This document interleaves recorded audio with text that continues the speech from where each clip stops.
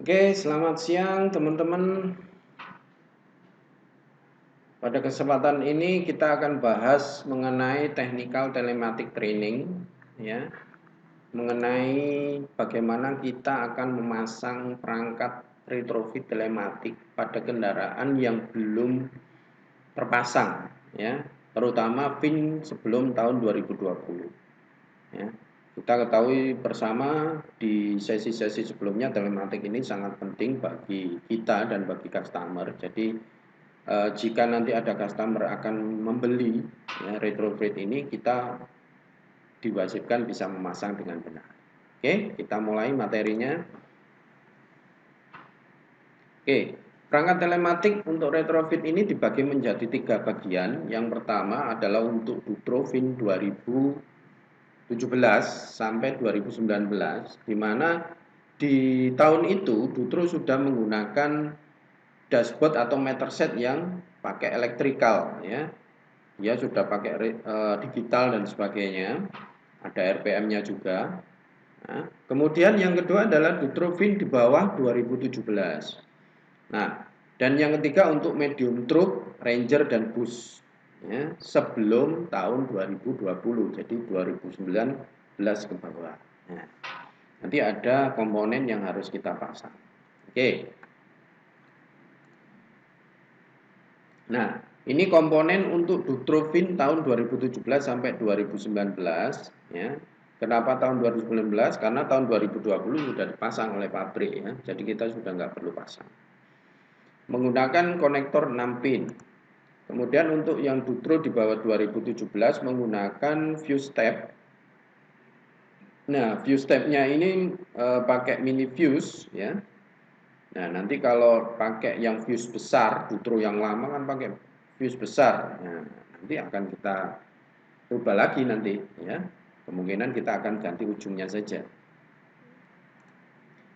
Kemudian untuk medium truck, Ranger dan bus, nah ini juga sama. Jika tahun sebelum 2015 atau sebelum new generation nanti pakai yang punyanya Dutro, ya, yang ada kakinya, fuse tabnya. Tapi kalau setelah tahun 2015 nanti pakainya yang seperti ini, ya, karena sudah beda fuse-nya. Oke ya. Oke, sebelum kita pemasangan retrofit, dipastikan langkah safety teman-teman sudah lakukan, ya. Kunci kontak posisi off, ya, handrem ditarik, transmisi netral dan ganjal roda dipasang. Oke. Nah, ini ada drawing telematic device, ini ada gambar, ada di wiringnya ada 1, 2, 3, 4. Jadi ada 4 kabel yang nantinya akan kita pasang, ya. Jadi nggak banyak ya teman-teman, jadi jangan terlalu jauh pikirannya, wah pasangnya susah atau bagaimana, enggak, ya. Terdiri dari nanti warnanya sama ya, warnanya merah, ya. Ini mungkin beda sendiri nanti hitam untuk masa, tetapi nanti ada stripnya, ada labelnya, jadi jangan khawatir. Oke, bentuknya nanti untuk kabel khusus untuk Dutro tahun 2017 ke atas. Nah, nanti pakai device-nya seperti ini, kemudian ditambah harness junction. Ya, harness junction-nya bentuknya seperti tiga titik ya, 3 soket. Ya.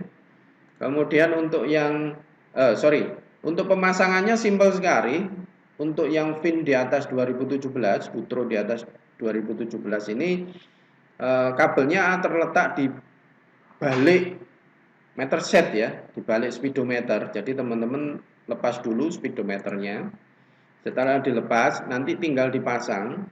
Ujung satu itu untuk yang ke main harness untuk unit, ujung satunya ke speedo, dan ujung satunya ini ke telematik. Nah, di situ sudah ada sendiri-sendiri kabelnya, tidak mungkin tertukar, ya. Jadi teman-teman jangan khawatir, sudah berbeda nanti ya, jangan khawatir. Oke. Nah, setelah selesai dipasang, nah kemudian dipasang kembali speedometernya, selesai, ya. Nah, kemudian untuk pemasangan medium duty, truk bus dan Dutro di bawah tahun 2017. Nah, di Di sini ada kabel ground yang pakai skun warna skun bundar ya, skun bundar ya, ada lubangnya.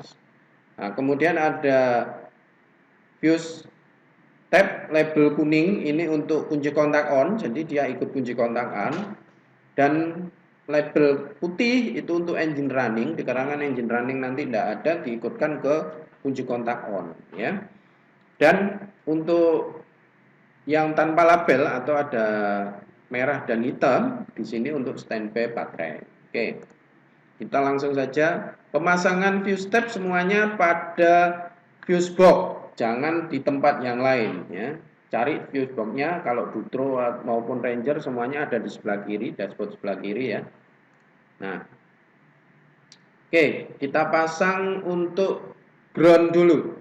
Ground untuk Dutro maupun Ranger dipasang sedekat mungkin dengan device. Jadi teman-teman cari tempatnya ya, yang benar-benar dia terkonek massa dengan kuat ya, kemudian pasang baut tersebut ya. Berikutnya pemasangan input baterai standby yang warna merah. Nah, kita tentukan saja dipasang di mana biar teman-teman tidak bingung ya. Posisi pemasangannya saya bedakan di sini. Untuk Ranger sebelum 2015 nanti dipasang di P baterai spare. Nah, letaknya di sini bisa dilihat di layar ya. Kemudian untuk yang New Gen itu adanya di sini. Nah, perbedaan tempatnya saja tapi sama ya, P-BAT ya. Nah, khusus untuk Dutro ya, di bawah VIN 2017. Nah, nanti pakai P-Tile ya, cari P-Tile. Ya, dipasang di situ. Itu untuk standby baterai. Ini sudah kita ukur, sudah kita cek ya. Jadi teman-teman nggak perlu ngukur-ngukur lagi, tinggal colok di situ ya. Nah, kemudian pemasangan warna kuning, kunci kontak on. Nah, kunci kontak on kita juga sudah tentukan pemasangannya pada spare PIGN. Nah, ini khusus untuk Ranger di bawah tahun 2015, spare PIGN. Kemudian di atas tahun 2015 juga sama, spare PIGN ya. Di sini ada spare PIGN. Oke. Nah, berikutnya untuk Dutro di sini pakai gig. Nah, khusus untuk warna putih ya, warna fuse tab dengan label warna putih ini kan untuk engine running, tetapi engine running tidak ada ya, digunakan fuse key on dengan kunci kontak ya. Ya. Posisi kunci kontak on. Nah, tadinya kan sudah kita ini. Nah, kalau Ranger kalau Dutro tadi kan di gig, kalau bisa ditumpuk di gig bisa, kalau tidak ditumpuk satunya di wiper ya, pakai wiper. Untuk yang label putih ya. Kemudian untuk yang Ranger jika tidak bisa ditumpuk di sini ya, bisa menggunakan meter. Ya, ini meter ya, di sini pakai meter ya.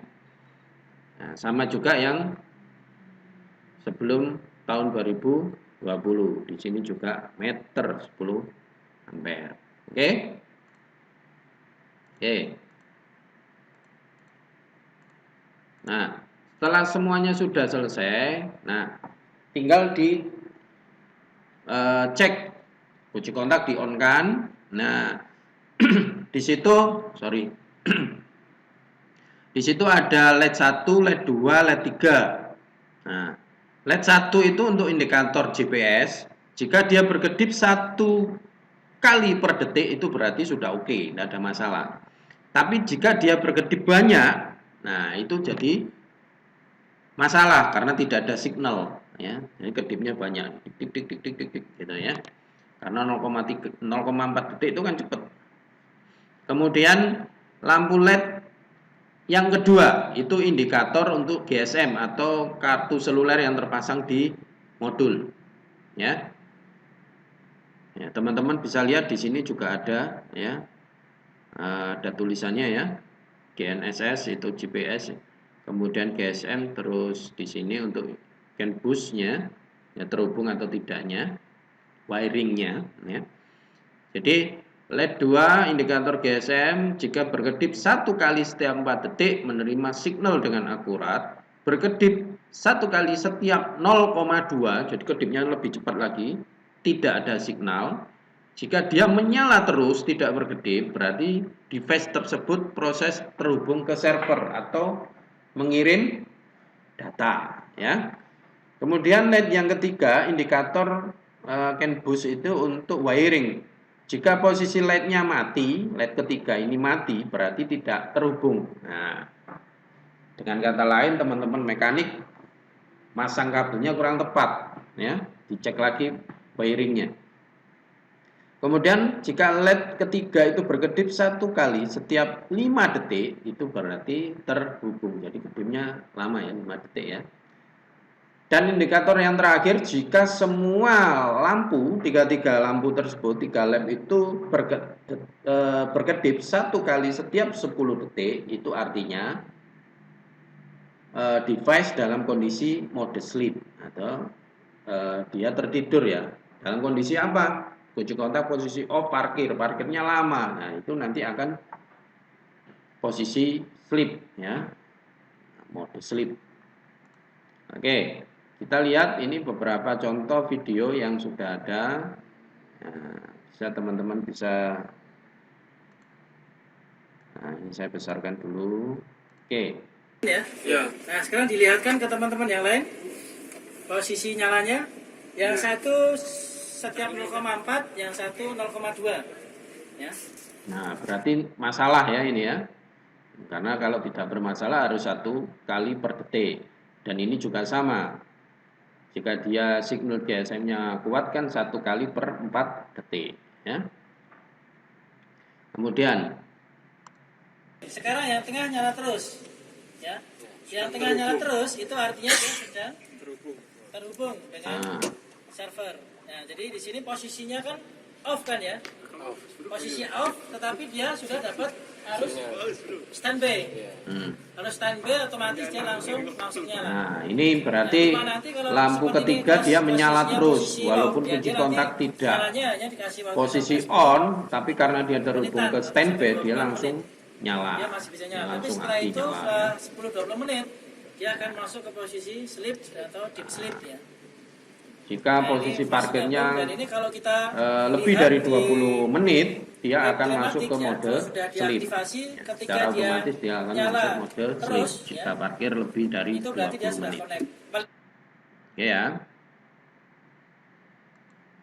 Oke, nah ini contoh kalau mode sleep. Oh belum, sorry.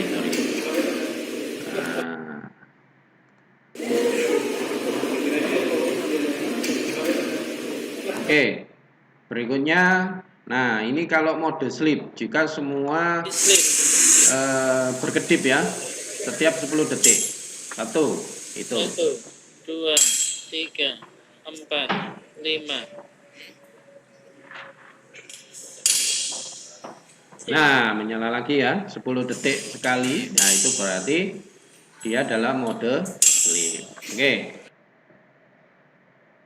Nah, penempatan dikondisikan di tempat yang terlindung, mengarah ke atas atau menghadap langit-langit untuk memastikan GPS dan GSM-nya signal dapat diterima dengan baik. Jadi jangan ditaruh di bawah, harus di atas ya, harus di atas. Tempatnya di atas teratas ya, aman dan dipasang kabel tis. Nah, maaf. Dipasang kabel tis agar tidak terjatuh saat kendaraan dijalankan. Oke. Nah, proses aktivasi nantinya akan diproses oleh tim HTO dan CRO ya, CRO dan HTO nanti untuk registrasi. Nah, khusus jika kendaraan itu sudah diregistrasi, sudah jalan, nah nanti ada update kilometer SA dan CCO itu yang melakukan setiap kendaraan masuk ke kantor. Kemudian diagnosis tool telematik nanti akan dibahas di materi yang akan datang. Mungkin sesi IDT berikutnya ya. Oke, teman-teman, mungkin itu dari saya. Jika ada pertanyaan, silakan ditanyakan di WA grup yang sudah ada. Ya, mudah-mudahan teman-teman sudah paham dan bisa melakukan pemasangan retrofit dengan baik dan benar. Oke, terima kasih. Selamat siang.